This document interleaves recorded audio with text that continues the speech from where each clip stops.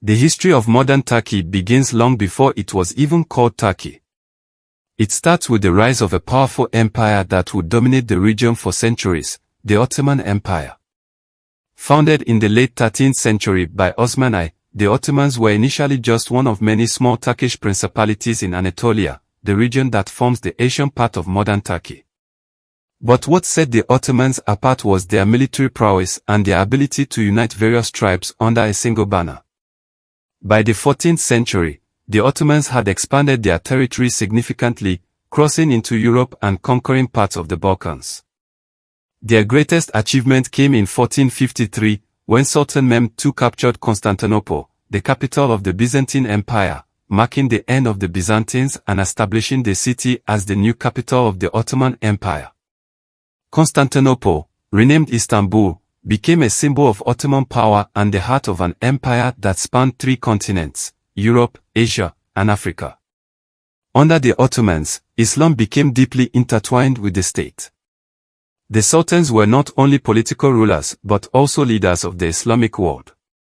The title the Caliph, a spiritual leader of Muslims worldwide, was claimed by the Ottoman sultans, giving them immense religious authority. Islamic law, or Sharia, was implemented across the empire, and Islam became the state religion. The Ottomans, however, were known for their tolerance of other religions. Christians and Jews were allowed to practice their faiths, though they were subject to special taxes and certain restrictions. This policy of relative tolerance allowed the empire to maintain stability in its vast and diverse territories. The Ottoman Empire reached its peak in the 16th and 17th centuries under rulers like Suleiman the Magnificent, whose reign saw the empire's greatest territorial expansion and cultural achievements. But by the 18th century, the empire began to decline. Corruption, military defeats, and internal strife weakened the Ottomans, and they began to lose territories to European powers. The 19th century was particularly disastrous for the empire. The rise of nationalism led to uprisings in the Balkans, and the empire lost much of its European territory. The Crimean War, 1853 to 1856, though a military success, left the empire financially drained. By the early 20th century, the Ottoman Empire was known as the sick man of Europe, a once great power now in terminal decline. The final blow came during World War I. The Ottomans, siding with the Central Powers, found themselves on the losing side. The war devastated the empire, and in 1918, the Ottomans signed an armistice with the Allies. The once mighty empire was now on the verge of collapse. In 1920, the Treaty of Sèvres was signed, effectively dismantling the Ottoman Empire. The treaty stripped the empire of its remaining territories, leaving only the Anatolian heartland. The Sultan, a mere puppet of the occupying Allied forces, was powerless to stop the disintegration of the empire. The collapse of the Ottoman Empire left a power vacuum in Anatolia, and the future of the region was uncertain.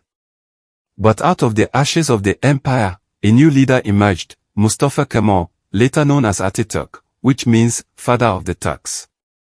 A military officer who had distinguished himself during World War I, Ataturk led a nationalist movement that sought to reclaim Turkey's sovereignty.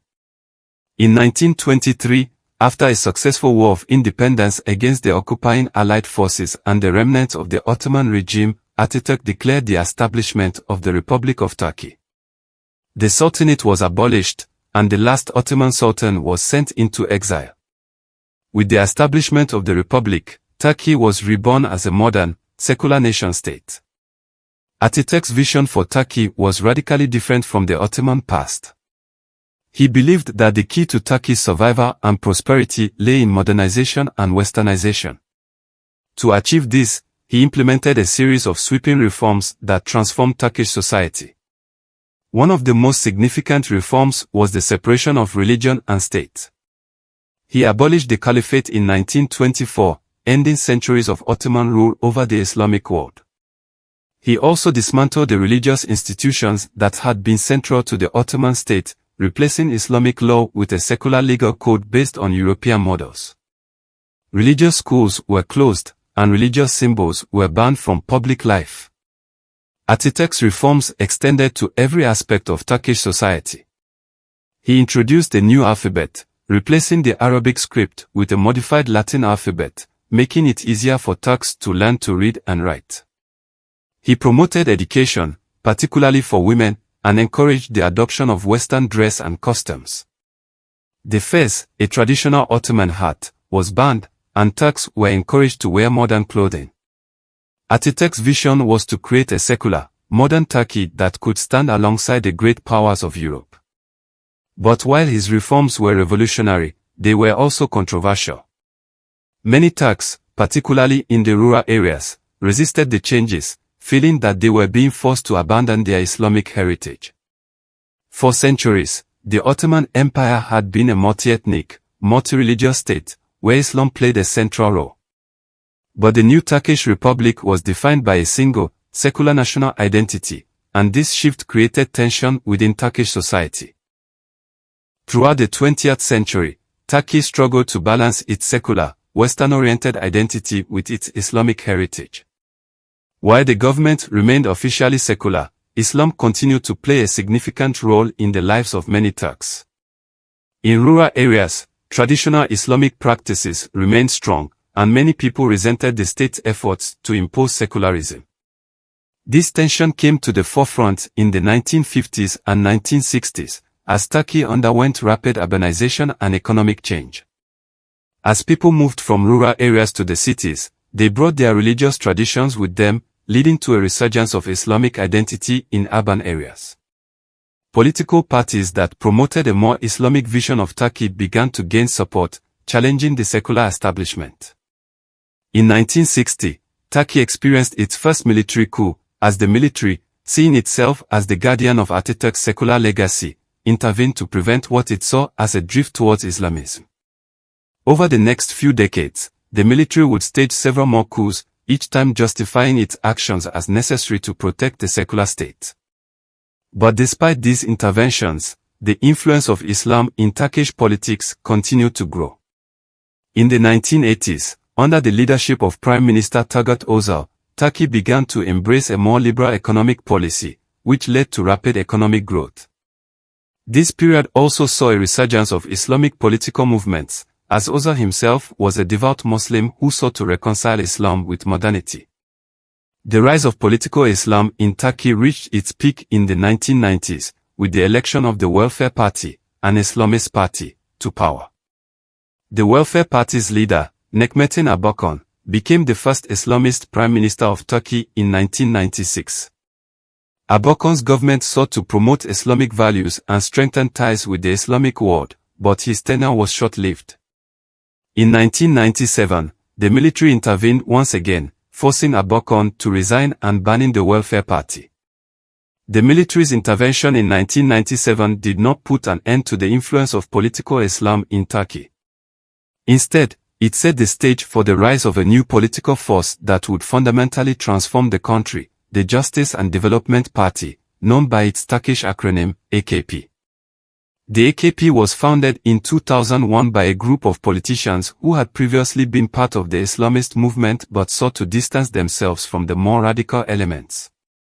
The party's leader, Recep Tayyip Erdogan, a former mayor of Istanbul, presented the AKP as a moderate, conservative party that respected Turkey's secular constitution but also embraced the country's Islamic heritage. In the 2002 general elections, the AKP won a landslide victory, and Erdogan became prime minister. The party's rise to power marked a turning point in Turkey's history. Under Erdogan's leadership, the AKP pursued a policy of economic liberalization, which led to significant economic growth and increased prosperity.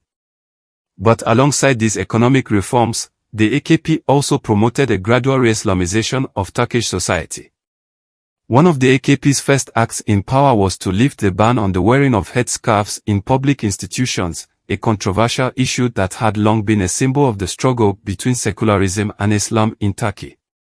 The AKP also sought to strengthen ties with the Islamic world, and Erdogan himself became a vocal advocate for the rights of Muslims globally. As the AKP consolidated its power, it began to challenge the secular establishment that had dominated Turkey since Ataturk's time. The military, which had long seen itself as the guardian of secularism, was gradually sidelined, and Erdogan's government took steps to reduce its influence in politics. The judiciary, another pillar of the secular state, was also brought under the control of the government. The AKP's most significant achievement came in 2014, when Erdogan was elected president, a position that had traditionally been more ceremonial but which he transformed into the most powerful office in the country. Under Erdogan's presidency, Turkey underwent a profound transformation. The government introduced new laws that increased the influence of religion in public life, including reforms to the education system that placed a greater emphasis on religious studies. The number of religious schools, known as Imam Hatip schools, expanded rapidly, and these institutions became a central part of Turkey's educational landscape. In addition to domestic changes, Erdogan's government pursued a foreign policy that emphasized Turkey's role as a leader in the Islamic world. This marked a shift away from the more Western-oriented foreign policy of previous Turkish governments. Turkey became more involved in Middle Eastern affairs, often positioning itself as a defender of Muslim interests. Erdogan's vocal support for the Palestinian cause, criticism of Israel, and opposition to Western interventions in the Middle East further solidified Turkey's identity as an Islamic nation. As Erdogan and the AKP continued to consolidate their power, Turkey's political landscape changed dramatically. By the late 2010s, the AKP had successfully marginalized many of its political opponents. The media, judiciary, and other institutions that had once served as checks on government power were brought under tighter control. Critics of Erdogan's government were increasingly silenced, and dissenting voices in the press were either muted or shut down entirely. The failed coup attempt in July 2016 marked a significant turning point in Erdogan's rule. The coup, which was carried out by a faction within the military, was quickly crushed, but its aftermath had far-reaching consequences. Erdogan declared a state of emergency, which lasted for 2 years, during which time tens of thousands of people were arrested, including military officers, journalists, academics, and political opponents. The government claimed that these measures were necessary to root out supporters of the coup, but many saw it as an excuse to further consolidate power. The aftermath of the coup also provided Erdogan with the opportunity to push through constitutional changes that significantly expanded the powers of the presidency. In a controversial 2017 referendum, voters narrowly approved a new constitution that abolished the office of the prime minister and concentrated executive power in the hands of the president. With these changes, Erdogan effectively became the most powerful leader in Turkey since Ataturk. The AKP's policies during this period also reflected a shift towards a more Islamic identity.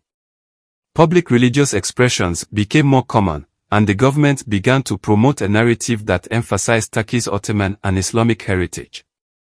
Mosques were built at an unprecedented rate, and religious ceremonies and events were increasingly sponsored by the state.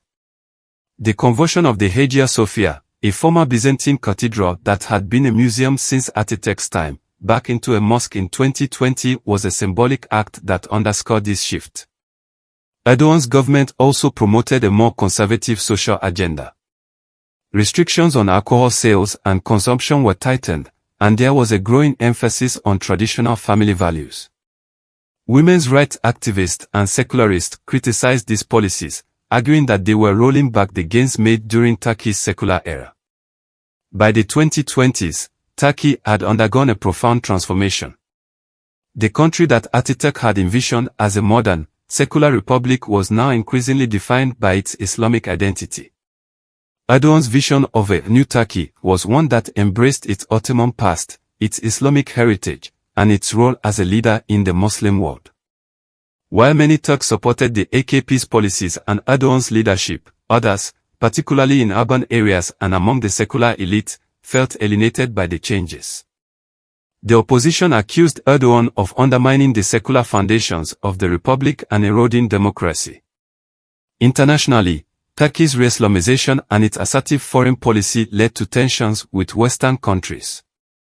Relations with the European Union and the United States became increasingly strained, particularly over issues such as human rights, press freedom, and Turkey's involvement in regional conflicts.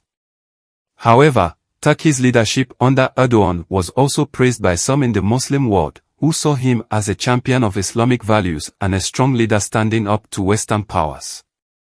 Erdogan's impact on Turkey was undeniable. Under his leadership, the country had undergone an economic boom, increased its influence on the global stage, and redefined its national identity. But this transformation also came at a cost. The deepening divisions within Turkish society, the erosion of democratic institutions, and the tension between secular and religious forces were challenges that would continue to shape Turkey's future. As Turkey moved further into the 21st century, the question of its identity remained at the forefront of national discourse. The transformation of Turkey from a secular republic into a nation where Islam played a central role was a process that had unfolded over decades, shaped by historical forces, political movements, and the vision of its leaders.